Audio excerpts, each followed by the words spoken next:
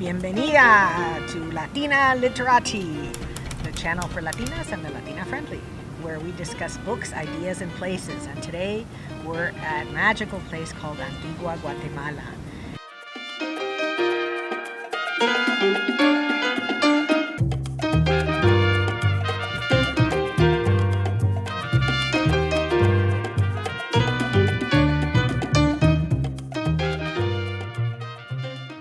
So special that it is known as Patrimony of Humanity. That means that all humanity recognizes this place as very, very special.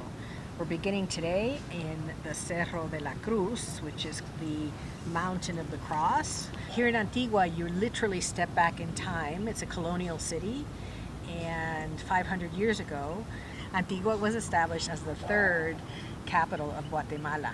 The first capital was in the Cachiquel city of Incenso. The second one was in the valley of Almolonga, and the third is here in the valley of Panchoy. And so this is called Santiago de los Caballeros, Antigua Guatemala, because it was established on July 25th, which is the day of Santiago. And so this city is not only 500 years old, it's filled with magnificent buildings, a lot of beautiful places to discover, and we'll share some of these with you and take you along as we look at just a few, very, very few highlights of the city. There's so much to see and to learn here. You could be here a year and not see everything that there is to see. So in 1773, there are really heavy earthquakes. They're called the earthquakes of Santa Marta, and the city is closed because all the buildings, major buildings, are destroyed, and then the capital is moved to another valley, the current capital of Guatemala, and the name is changed to Guatemala de la Asunción, and it's a completely different place about an hour away. But this is what's called Antigua Guatemala, and it's very beautiful. It's just full of legends and history and just wonderful Antigueños, people that are from here that are very proud of being from such a beautiful place. So let's go and explore together.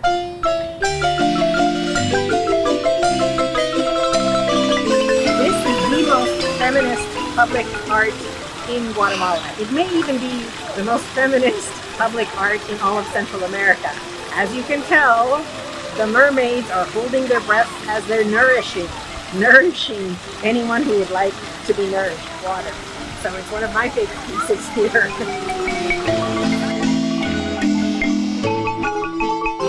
So this is the Cathedral of Antigua. It was restored about 25-30 years ago, and what we hope to find inside is the burial place of the Spaniard that came to conquer all these lands. So let's go inside and see if we can find it.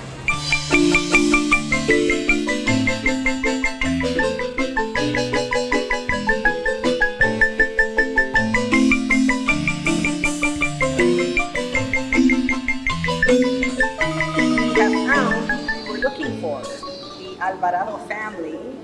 Up here you'll notice this is the cross of Santiago, which is different from other crosses because it has a kind of fleur-de-lis on three sides.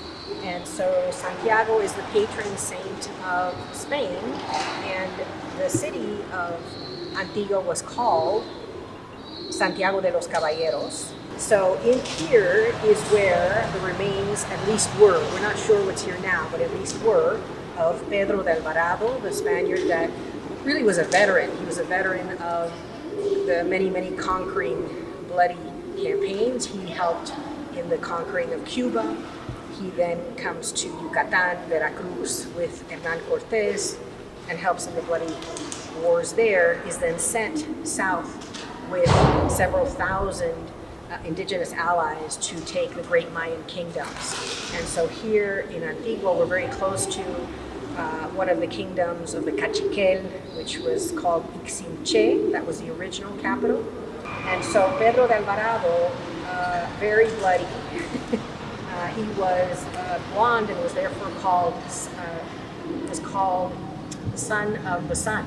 Really, in Nahuatl. That was his nickname. He had many children by indigenous mistresses and was married twice. That we know of, he had about 5 children, and several of his 2 daughters, or his wife and his daughter, are buried supposedly here, were buried here.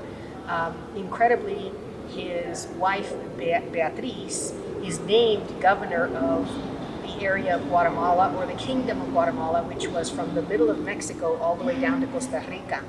And she is the first woman to be named governor of any area under the Spanish colonial times. And so she's a real personage. But of all the personages that are supposedly or were buried here, the conscience of the conquest, let's call him that, is Bernal Diaz de Castillo. He was a priest who kept a diary of what it was the Spanish were doing in these lands. And in fact, his reports back to Spain would be used to prosecute some of the conquistadores for the horrible massacres that they inflicted upon the indigenous people here in Central America. And so this is an incredibly historical place, and I can't imagine, we actually found it. It's here. And so if you're ever in Antigua, come and see the resting place of all of these important personalities under the colonial time of Guatemala.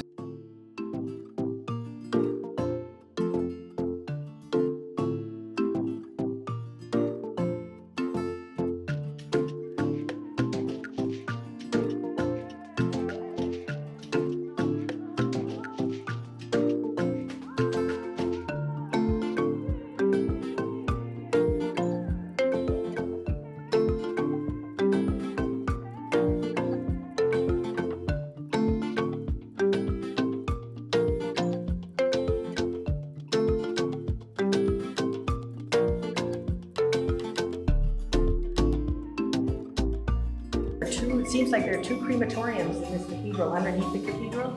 So maybe when there was illness, plague, pandemic, they had to burn the bodies there. It seems like, I know that there's a constant symmetry in the architecture because that comes from the Moorish architectural origins, but to have 2 crematoriums under what would be a major part of the cathedral seems a bit overkill. No pun intended.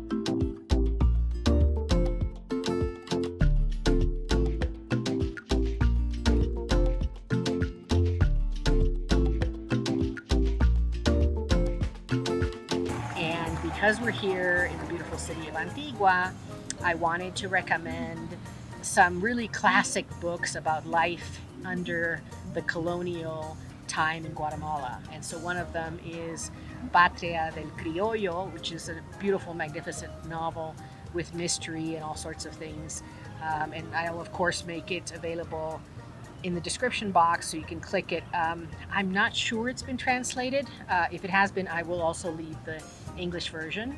I'll also leave a series of books by Pérez Antón, who came from Spain and then decided to write a whole bunch of amazing books about Antigua.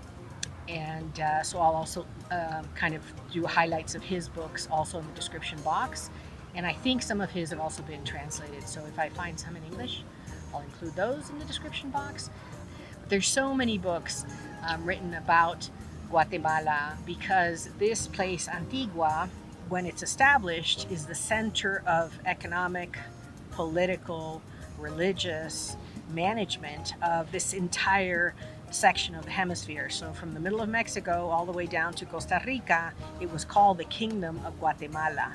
And the word Guatemala is originally Guatemalan, which means the place of forests, or the place that is very forested.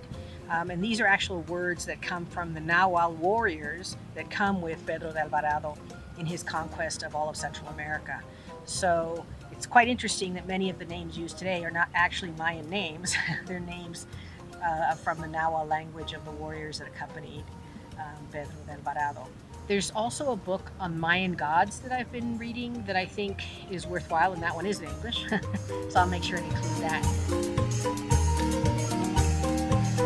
So as always, thank you so much for reaching the end of the video. Please like, subscribe, tell your friends, and read with me. Read some of these books and let me know which books you're reading, because I would love to hear which books you've enjoyed. If you'd like me to talk about any particular book or particular place, let me know, because I'd be happy to hear from you. Thank you so much. Siempre mucho amor, mucha salud. Gracias.